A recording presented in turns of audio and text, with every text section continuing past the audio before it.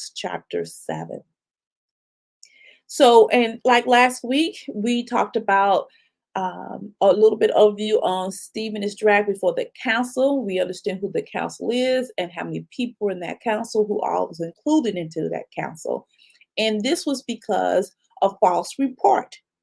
We are not to do false report. Matter of fact, not to be a false witness is one of the 10 commandments. Stephen began to teach the teachers because they have him in front. They blamed him for going against the teaching of the book of Moses and that Yeshua was coming to destroy the temple. So all of that was false reports.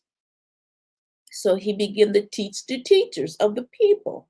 And he began with Abraham, Isaac, Jacob, which is his name changed to Israel, who were also Syrians, Jews.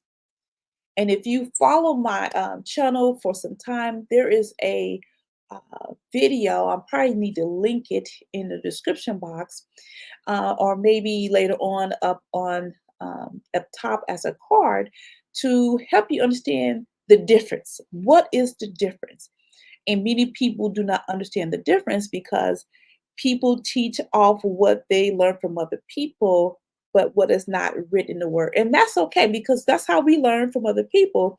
But sometimes other people take us from what is written. And that is something that we're going to dig in today about. So Stephen went all the way to Moses, who was rejected by the people, who actually was born to be the deliverer of the people. And so Stephen went farther. He said, the hearts were so hard and unwilling to be obedient. That's the trouble for mankind of always. And that the children of Israel have got off track plenty times before, but they serve other gods, even though the word tells you not to.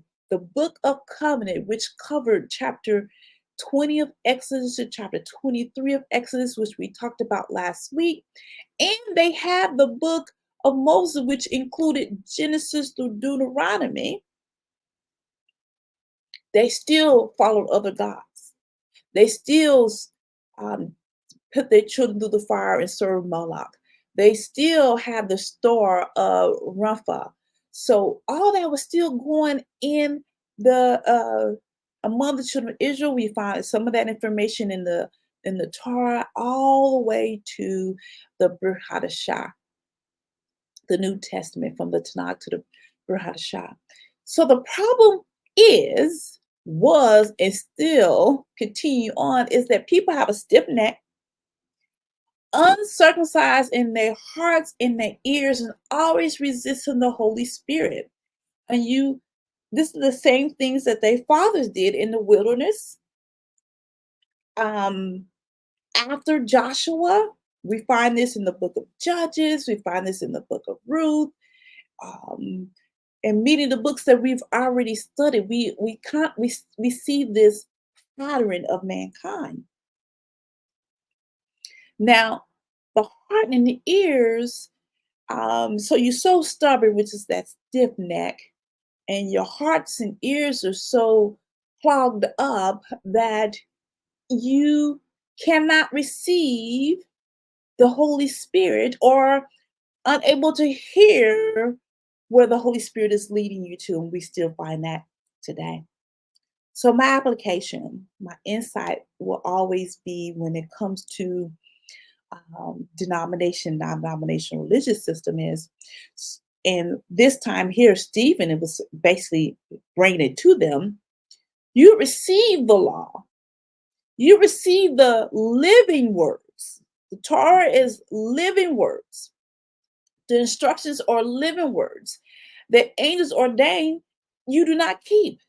This is the same law, the same instructions, the same living word that many denominations, non-denominational religious systems of today rejects.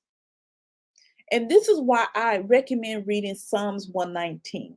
The one reason why I recommend for people to read Psalms 119 is because no matter what faith you are and you're using the Bible.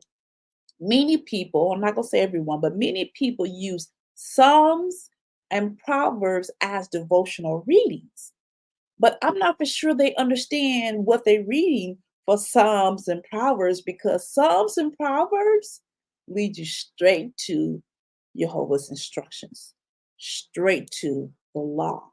So take your time and read Psalms 119. So I'll leave everyone with a question.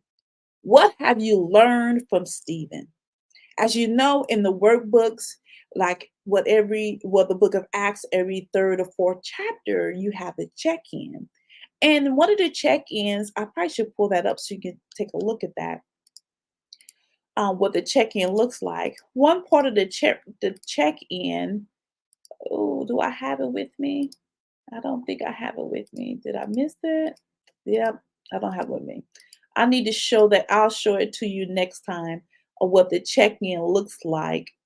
And the check-in, it asks you a question, what have you learned from the Messianic community? So you have to take the time and do the check-in because it's going to cause you to dig deeper. What have you learned? How can you add and change things in your life to line up with the Messianic community that were following the instructions of the Messiah? So I have my word study. There's several words we have that we have went through, and my cross reference